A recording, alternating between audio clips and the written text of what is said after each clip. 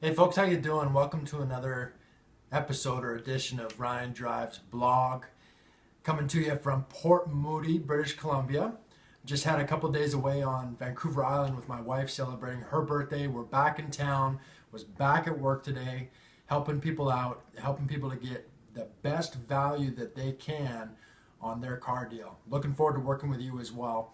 Wanted to share a thought with you. I'm probably going to do a series of thoughts on trade-ins, how to maximize your trade-in, how to just set proper expectations and to be realistic. And that's my first tip for you in this quick video. Again, I'm going to have a couple videos on trade-in specifically. It's probably one of the biggest stall points in a deal for the sales rep and the customer is the trade-in. Not necessarily to do with the car they're buying, but with the vehicle they're selling. So you have to understand that when you're coming into a dealership and you have a potential trade-in, you are not just purchasing that day, you are also selling. And so you need to, just as the sales rep and a dealership need to be properly prepared to sell their product, they need to be educated about their product, they need to understand market trends and proper valuations on their product because they're selling that product. You as well need to do some of that homework on the product that you're selling to the dealership, which is called a trade-in. And there's a number of different ways you can do that. Please understand that if you want to be realistic and set proper expectations for yourself, Craigslist and what people are selling vehicles for on Craigslist is not a credible resource. Go to somewhere like www.canadianblackbook.com. Even they're going to be off by a little bit, but at least if you click on trade-in value, start putting in the different trim level of your vehicle, it'll give you a range of what maybe you can expect for a trade-in value on your car or your truck.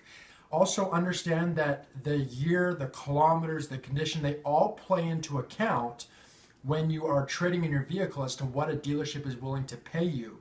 I've done a couple other videos that you can look at on Key West Ford TV on the different videos there. About my thoughts on trade-in values and how a dealership appraises a vehicle. That's a separate conversation for a separate day. I just want to touch on a couple points about how you as a consumer can be better prepared to go into a dealership and maximize your trade value, and more importantly, for you to be realistic about the vehicle that you're trading in.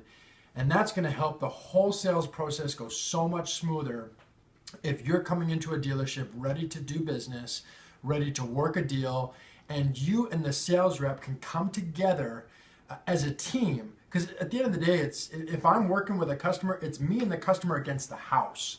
And if the customer's coming in with improper expectations, they're a little bit out to lunch on what they think their vehicle's worth, so on and so forth, that's going to massively make my job so much harder when I'm trying to go to the dealership, to the boss, to the sales manager to get you the best deal for your vehicle. So do yourself a favor, do the sales rep a favor, do some credible research, know your product that you're selling. Again, that's called a trade-in.